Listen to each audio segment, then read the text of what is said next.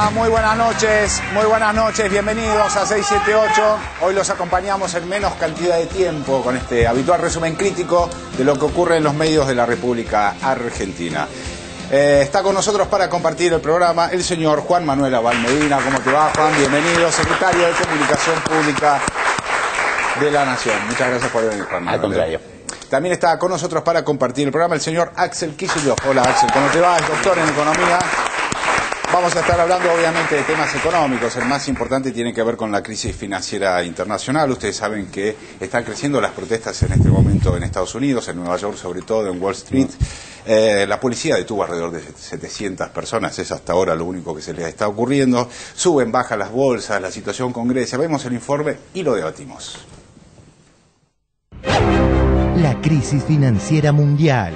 Vuelven a caer todas las bolsas. Caen las bolsas, derrumben los mercados de Europa por la amenaza de default en Grecia. Las bolsas siguen en baja. Los mercados están en mucha turbulencia. Es una situación muy peligrosa, yo estoy muy preocupado. El lunes negro, bajan las bolsas. Todas abrieron con números rojos. La crisis de la economía europea continúa generando desconfianza en los mercados internacionales. Sí, pues en las otras bolsas europeas se repite el escenario, caídas generalizadas. Una volatilidad como nunca se ha visto en los mercados y crisis recurrentes donde las bolsas suben y bajan todos los días, creando la destrucción de miles de trabajos, pero también formidables rentabilidades que alguien se lleva. Argentina no pretende erigirse en modelo ni ejemplo de nadie, pero sí volver a ratificar la necesidad de formular claras reglas en materia de transferencias de capitales, en materia de especulación financiera. Ayer la novedad fue la reunión de los ministros de Finanzas del Eurogrupo que tenían que resolver sobre el tema de la liberación del crédito para Grecia. Dijeron que va a seguir un durísimo ajuste que entre otras cosas va a significar la pérdida de trabajo para 30.000 personas que trabajan en el Estado. Van a seguir con los recortes de gastos, van a aumentar impuestos. Yo no sé qué quieren realmente estos países. ¿Qué quieren? ¿Dejarlos sin personas? ¿Sin habitantes? ¿Quieren liquidar a medio Grecia para que se cumplen con las pautas cerradas que el fondo y la tosudez de Angela Merkel quieren? Ya lo hicieron con Argentina. Nos mandaron al fondo del abismo en el año 2001. ¿Cómo no aprenden? ¿Cómo no se modifican?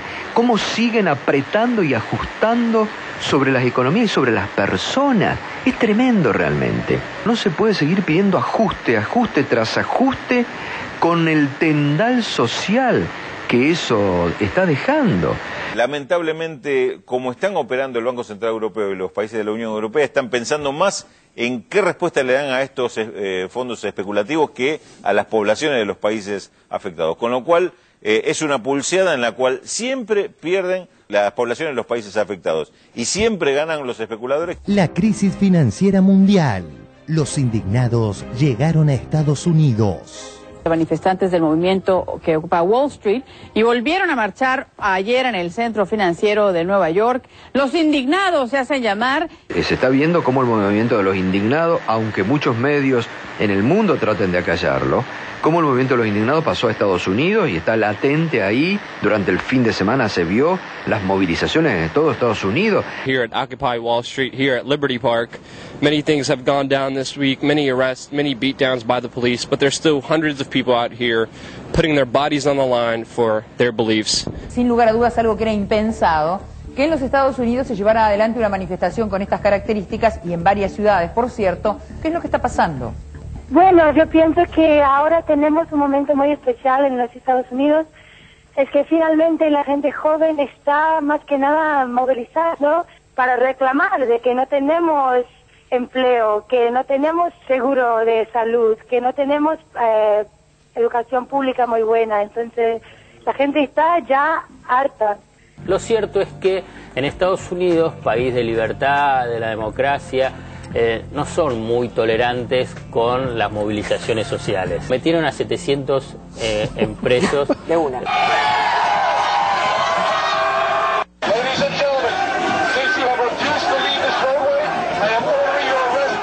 Si no quieren ser arrestados, tienen que abandonar el área que está detrás de ustedes. El capitán de la policía y el gran jefe pone a un moreno a usar el megáfono y a leer el mensaje, le pone la mano en el hombro para darle ánimo, y después dijeron, estos tipos no se mueven. Ahí está, el puente de Brooklyn. Por supuesto, esto no lo transmitieron las grandes cadenas de televisión de Estados Unidos. Esto está tomado, como pueden imaginarse, con camaritas de aficionado y subidos a las redes.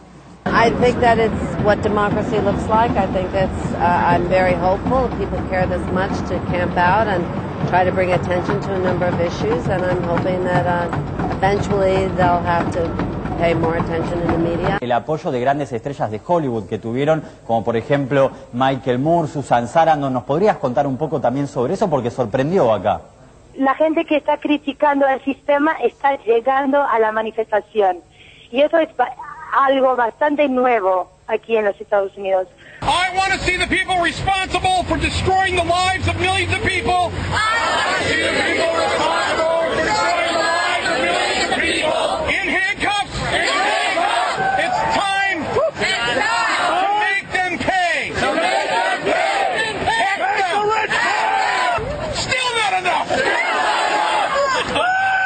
Contra la corrupción, la codicia y en los recortes del presupuesto del gobierno federal. En todo caso, apuntan a los banqueros, diciendo las políticas de Obama, las políticas para salir de la crisis, apuntan a salvar a los banqueros y ellos lo resumen en codicia. No es que se cuestiona el funcionamiento de los bancos, es que ganan mucho.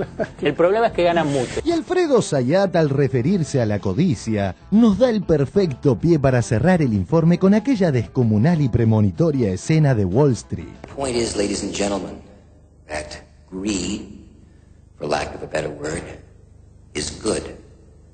Greed is right. Greed works.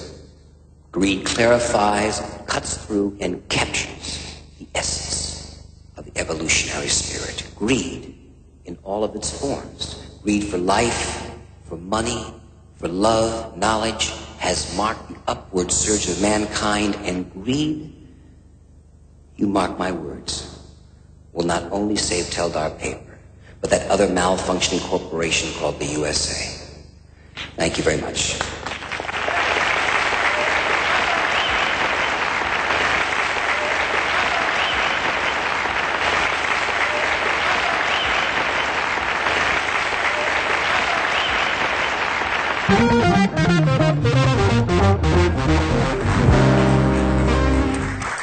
Bueno, muy bien, muy interesante la escena que estábamos viendo recién de la película, Axel. A ver, quiero preguntarte qué es lo que estás viendo, qué te parece esto de que Estados Unidos haya ingresado de alguna manera finalmente a este contexto de crisis, ¿no? Sí, la verdad es que lo que estamos viendo es el desarrollo de nuevos episodios de una crisis financiera, inicialmente que, digamos, su punto de aparición puede remitir a 2008, cuando en Estados Unidos empieza este problema hipotecario, después eso se traslada a los bancos, y yo creo que esa misma crisis de 2008 se ha venido arrastrando y demorando sus efectos y afectando a diferentes regiones del globo, en particular, y esto es lo llamativo, a los países centrales, porque los 90 fueron épocas de crisis en países periféricos, pero ahora estamos presenciando crisis en los países más poderosos del planeta. El problema de Estados Unidos, cuando la crisis estalla en 2008, es que efectivamente ellos dan una respuesta que sorprendió en su momento, porque era una respuesta multimillonaria, de, no sé, primero una ayuda de 600.000 millones de dólares, otra de 600.000 millones de dólares, o sea, una intervención del Estado fantásticamente grande, que no tiene precedentes en la historia, pero efectivamente la canalizan de una manera muy focalizada hacia el salvataje de los grandes bancos del sector financiero, a reemplazarle esos títulos basura que habían dado lugar a tanta especulación en el mercado inmobiliario, y lo que se trataba de demostrar en ese momento es que solamente era una crisis a nivel del dinero, a nivel de las finanzas, y que eso no tenía efecto sobre la producción real, sobre la gente. Pero rápidamente, por un lado está el contagio hacia otras regiones, eso se traslada a Europa, Estados Unidos estaba en una especie de stand-by, porque efectivamente hubo una expansión muy fuerte del crédito, pero las consecuencias económicas, políticas, sociales se empezaron a sentir. ¿De qué manera? Bueno, la tasa de desempleo en Estados Unidos hoy, por primera vez en muchísimo tiempo, es más alta que la de Argentina. Estamos con cerca de 9 puntos y pico de desempleo y en Argentina estamos en 7 y pico. Quiere decir que la economía norteamericana está muy herida. Estos son, en el caso de Norteamérica, millones y millones de desempleados, que bueno, que de nuevo, una ayuda en principio financiera sirvió para paliar los efectos más inmediatos de la crisis. Pero eso se trasladó a la producción y al empleo, y hoy la tragedia de Estados Unidos, el movimiento de tragedia que hay en Estados Unidos, es ese intento desesperado de Obama, probablemente con fines electorales, se ve porque hizo algunos intentos, pero ahora decididamente dijo no, nuestra ayuda no tiene que ir a los bancos, tiene que dirigirse específicamente a la creación de empleo, de obra pública, en un discurso que en Estados Unidos estaba abolido desde la Segunda Guerra Mundial aproximadamente. Quiere decir que de toda la fase neoliberal desde los 70 eso no existía. Y Obama está diciendo, deme esto. ¿Y qué se encuentra? Obviamente, más allá de si Obama lo dice con sinceridad o es una movida electoralista, se encuentra con la resistencia del sector más recalcitrantemente conservador, que es esto del Tea Party, los republicanos, pero en época de crisis mundial siempre se ha visto mucha polarización y la aparición de movimientos reaccionarios muy fuertes. El propio fascismo estuvo asociado con la crisis mundial. Entonces, bueno, esto no sorprende cuando uno mira la historia, pero bueno, en el presente llama la atención que esto ha tomado formas escandalosas a nivel de culpar a la gente desempleada, bueno, cosa que en la Argentina estuvimos acostumbrados durante los 90. ¿Y qué es lo que pide? Más ajuste, lo cual, bueno, ahora nos trasladamos a Europa. En Europa empieza a ocurrir lo mismo con un agravante, que es que el Banco Central de Estados Unidos, la Reserva Federal, opera muy fuertemente sobre los mercados financieros, dando ayuda al gobierno, a los bancos y de Estados Unidos. Es una ayuda financiera, no obra pública, no empleo público, una ayuda exclusivamente monetaria, pero que tiene un efecto de retrasar el efecto de la crisis hasta cierto punto.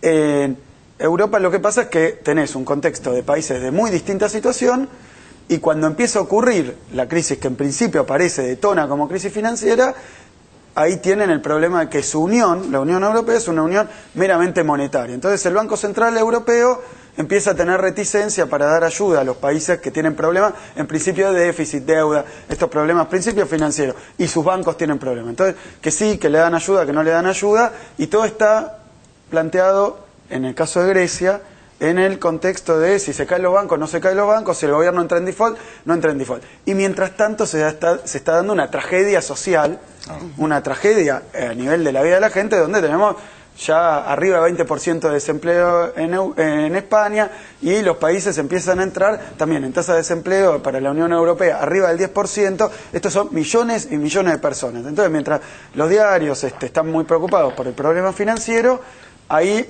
vienen las recetas que son curar al enfermo matándolo.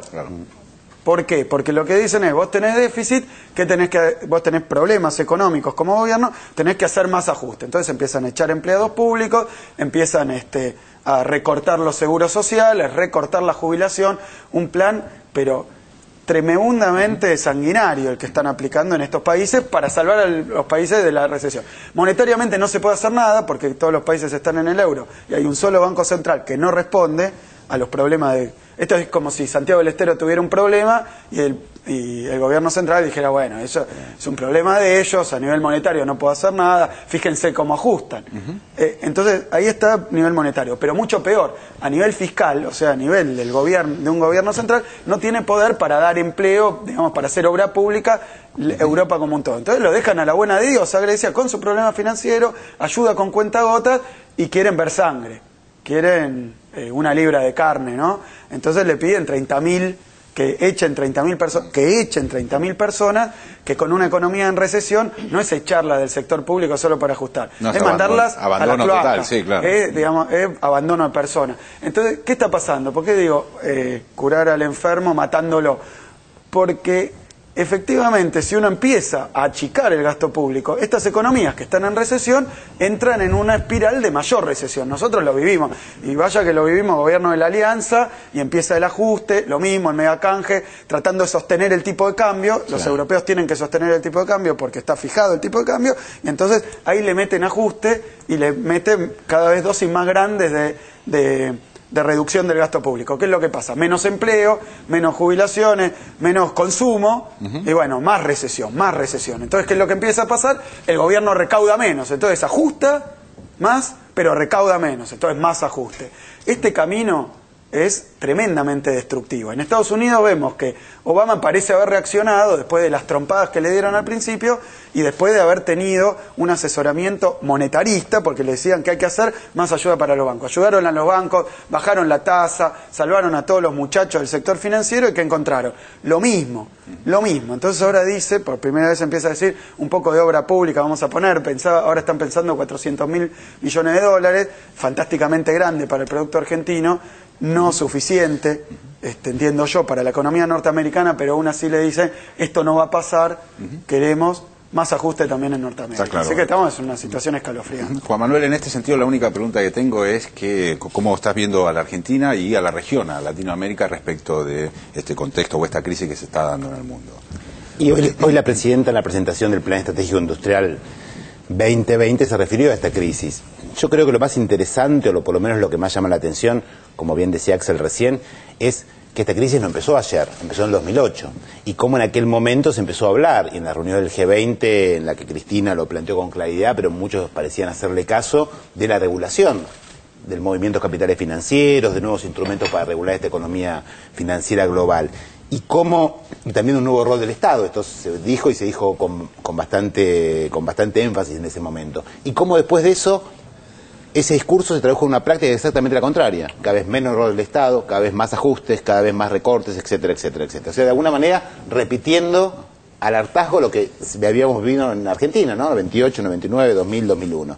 Y en ese sentido, creo que por suerte América Latina nos encuentra esta crisis en una situación muy distinta, en una situación política, porque esta crisis es económica, pero los encargados de solucionarla políticamente son las instituciones nacionales, regionales o globales que tienen que afrontarla. Y yo creo que por suerte América Latina se encuentra en el conjunto de sus gobiernos, con sus matices y con sus diferencias, en una situación distinta. Y desde el principio creo que América Latina en su conjunto dijo no, este camino ya se vivió y fue malo, hay que plantear otro camino. Y por eso en América Latina, con sus distintos matices, todos los gobiernos, digamos el argentino especialmente, pero digamos otros gobiernos están tomando la misma senda, están planteando lo contrario, cómo seguir apostando al crecimiento, cómo seguir cuidando el empleo, cómo seguir cuidando nuestra mano de obra, la industria, procesos de integración que nos permitan defendernos mejor. Hubo una reunión hace poquito de la UNASUR en la que el presidente de Colombia, que no es precisamente alguien de la izquierda, ni mucho menos, planteó cómo el mundo está yendo por un lugar errado, cómo América Latina puede seguir yendo por el lugar correcto. Que no es mágico, es simplemente seguir confiando en lo que venimos confiando los argentinos de 2003 en adelante. Seguir apostando al trabajo, a la producción, al empleo y seguir teniendo todas las herramientas que podemos tener como gobierno para que justamente se puedan minimizar estos efectos de una crisis internacional de esta profundidad a través de una política que pone como especial énfasis en cuidar el interés de su país y no de algún sector corporativo especial, como ocurre con Wall Street o como ocurrió hasta este discurso, pero digamos Wall Street en Estados Unidos, la City londinense o tal sector económico. Hay que cuidar el conjunto del país y eso se hace con política y con decisión política. Muy bien, vamos a cambiar de tema, pasamos al tema de la quema de vagones. Hoy fueron excarceladas las personas detenidas el día viernes por parte del juez que investiga justamente la causa por las cuales esta quema de vagones se produjeron. Vamos a seguir hablando de sindicalismo, la justicia y la lógica corporativa. Aquella quema de vagones de la ex Sarmiento. Excarcelaron al Pollo Sobrero. Debate sobre la lógica corporativa. Arranquemos. Cuando ocurrió el suceso de la quema de vagones en mayo, muchos medios salieron a afirmar que la gente había incendiado la formación ferroviaria a modo de protesta por las demoras. 2 vagones de una formación de la línea Sarmiento, una formación que iba hacia 11, había en principio sufrido un descarrilamiento y los pasajeros prendieron fuego. Entre 2 y 4 vagones fueron incendiados. Un grupo de pasajeros enojados por las demoras comenzaron a romper absolutamente todo e incendiar algunos vagones. El incendio, el descontrol de los pasajeros, la bronca y la destrucción de los vagones. 11 vagones incendiados por pasajeros solo por una demora. Sin embargo, hace unos meses una pericia demostró que hubo un intento claro de sabotaje. La locura consistió en la quema de muchos vagones, lo cual habla de un plan, habla de una cosa mucho más organizada. No creemos que sea un hecho casual, hay una denuncia ya de sabotaje. La pericia dice que los incendios fueron intencionales, pero además fue llevado el combustible a esa zona. El juez dice textualmente: a las demoras en los servicios, que las demoras en los servicios se originaron a partir del descarrilamiento de la formación de trenes a la altura del barrio porteño de Flores, lugar estratégico si se tiene en cuenta que no resulta posible que otra formación reemplace a una siniestrada o se utilice otra vía, ya que en el lugar solo hay una trocha de ida y otra de vuelta. De manera que el lugar estuvo estratégicamente elegido como para causar el máximo daño. Pasemos a la actualidad. La justicia excarceló a Sobrero y a otros sindicalistas, pero continúan imputados. Confirmamos algo que ya se especulaba. Sobrero está libre. El juez acaba de decidir esto que les estamos contando. La investigación sigue, o sea, ellos recuperan su libertad dentro de un rato, dentro del día de la fecha. ¿Cambia la figura sobre el... No, la figura de los imputados sigue siendo exactamente la misma. Adrián Ventura, sí, el que tiene línea directa con Mañeto, intentó desviar el tema, algo a lo que nos tiene acostumbrados, y tejer un manto de sospecha echándole la culpa al gobierno de la detención de Sobrero, ahora excarcelado. La decisión de detenerlo a este señor fue política o judicial. La decisión de detenerlo a este señor fue política o judicial. Sigamos. La CGT emitió un comunicado sobre la detención de Sobrero y otros 4 sindicalistas. Roberto Caballero, de Tiempo Argentino, cuestionó la lógica corporativa utilizada por la CGT. Me parece que cuando hablamos de personas a las que se le imputa un delito y estas personas tienen representación social, como es un dirigente sindical, inmediatamente el juez tiene que llamar a una conferencia de prensa e informar a la sociedad cuáles son los elementos, evidencias y probanzas que justifican esa detención. Porque si no, todo se transforma en una mitología donde terminamos discutiendo alrededor de posicionamientos políticos, o incluso se puede llegar a pensar que esto es una avanzada contra la actividad sindical. Y está claro que Sobrero está imputado a algo que no es la actividad sindical, sino de otro tipo de delitos. Comunicado de prensa de la CGT. En la Argentina los únicos que van presos son los dirigentes sindicales. Llama poderosamente la atención con la facilidad con que la justicia actúa sobre los dirigentes gremiales, cualquiera sea su trayectoria o ideología política. En un país donde los narcos, los apropiadores de bebés, los abusadores de menores, los que saquearon la Argentina, los que hacen espionaje a los vecinos, los traficantes de armas, los corruptos, los que defraudan al Estado y al pueblo parecen tener aún los condenados. Otra consideración y otra suerte. La defensa de la CGT o el comunicado en defensa de un dirigente sindical, sea Sobrero o cualquier otro, es absolutamente legítimo. Lo que tenía este comunicado de la CGT en particular es este párrafo, que yo califico de polémico, creo que también se puede decir que es desafortunado, porque básicamente lo que reproduce es un estado de país que yo no creo que suceda tal como lo describe. Ustedes han reaccionado vigorosamente al respecto, ¿por qué? Y porque nos parece que acá en la Argentina el principio constitucional de que somos todos iguales ante la ley no se aplica a los dirigentes sindicales, y como no se aplica en general en la Argentina por parte de la mayoría de la justicia al ciudadano común, y cuanto más humilde y más morocho peor, y sí se aplica solamente a los que están cercanos al poder, ¿no? Entonces nos parece que hay una permanente demonización de lo sindical.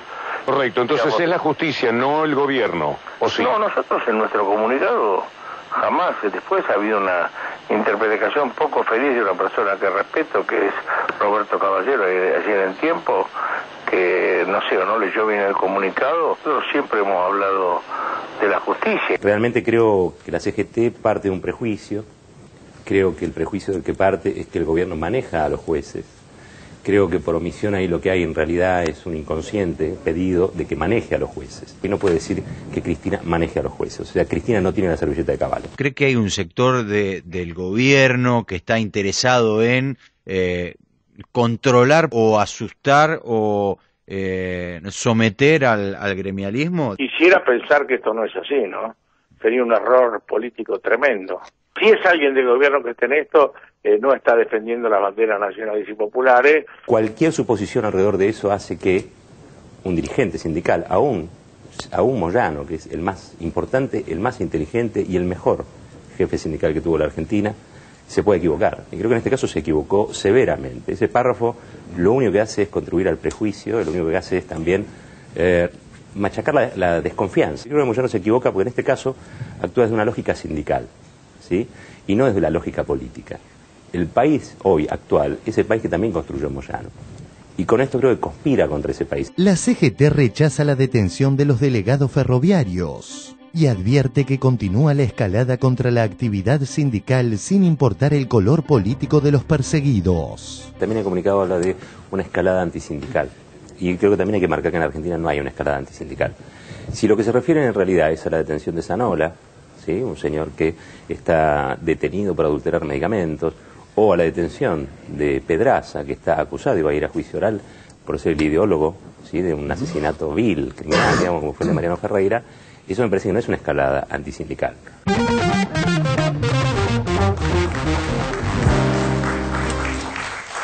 Bueno, a ver, entiendo, Juan Manuel, que hay dos temas. Por un lado, digamos, en el informe, por un lado el hecho en sí, o sea, lo que pasó a principios de mayo de este año respecto de los trenes y cuáles son las responsabilidades que hay allí, y por otro lado lo que ocurrió el fin de semana respecto de la lectura política, sobre todo del comunicado de la CGT, que por cierto fue bastante duro, y también las declaraciones de Piumato en la misma dirección que la del comunicado de la CGT. Quiero saber tu interpretación sobre esto. Sí, en cuanto a los hechos, creo que están muy bien reflejados. Fue a la mañana ese día, después que había sido la detención de los vagones, horas después, en 4 estaciones distintas, se producen incendios, ¿no? La lectura de todos los medios hegemónicos que veíamos ahí, y tenemos centenares de frases que dicen lo mismo, es que los pasajeros enojados quemaban los vagones. Como un hecho casual, ¿no? Lo hablan como que fuera normal, que un pasajero enojado agarre y enojó un cajón. Y vaya con combustible, además. Claro, y casualmente estaba con un bidón de nafta, empezó a quemar todo, se le ocurrió en 4 lugares distintos, a la vez, al mismo momento, con minutos de diferencia.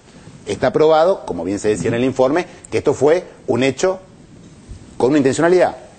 Por esa intencionalidad hay 2 procesados, que la Cámara ha reafirmado el procesamiento de estas 2 personas, que han dicho que sí y que dijeron que se les pagó para hacerlo. Lo que está investigando la justicia, precisamente quién les pagó para hacerlo, y se está en plena investigación para el tema. Este hecho en sí mismo causó pérdidas al Estado argentino de más de 45 millones de pesos. Como todos saben, con trenes subsidiados, es la inversión pública la que hace que se pueda viajar mejor. Son 45 millones de pesos los argentinos que se pusieron ahí.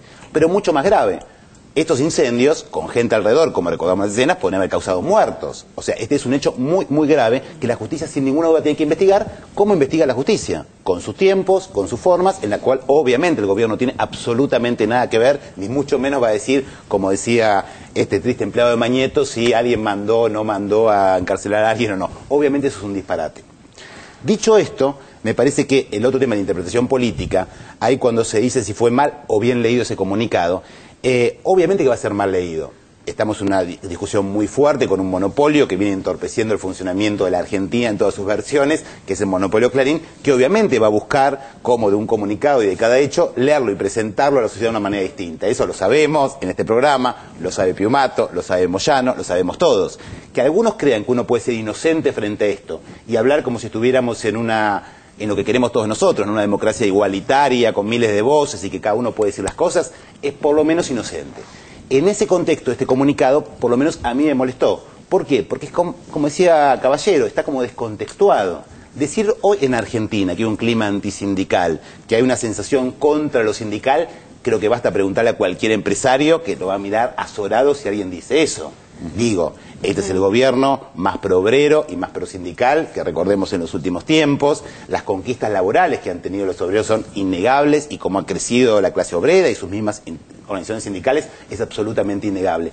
Con lo cual, poner un manto de sospecha sobre esto y hablar de cuestiones de esta naturaleza es llamativo. Y es llamativo porque es un comunicado muy similar al que ocurrió cuando fue la citación al Momo Venegas. No es porque es un tema puntual de una naturaleza a otra. Con el tema del Momo Venegas fue parecido. Cuando se habla de muchos dirigentes gremiales presos que están distintos, los nombres son los que estaban ahí, no son otros. Ninguno de ellos está hoy procesado, indagado o condenado por un tema de una protesta gremial. Son temas distintos. Son remedios, una citación, un asesinato en otra situación, estos incidentes en otra situación. Ninguno es una protesta gremial. Decir que en esto hay algún tipo de persecución gremial, independientemente de lo que haga cada juez, la justicia, que eso es responsabilidad de cada uno. Reitero, el gobierno no tiene absolutamente nada que ver ni con este juez ni con esta causa. En ese sentido es por lo menos exagerado.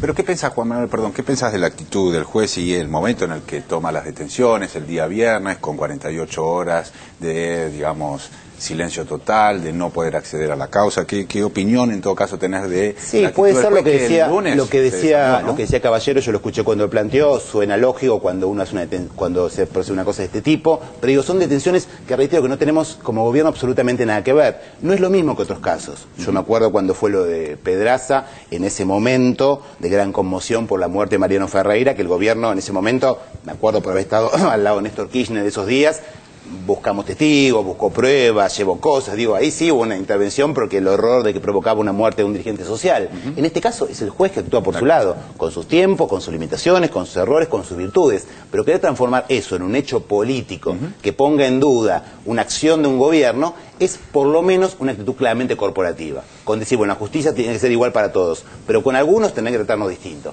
Y en esta Argentina lo que buscamos es que la justicia nos trate igual a todos. Está clarísimo. Señores, vamos a un corte, ya volvemos.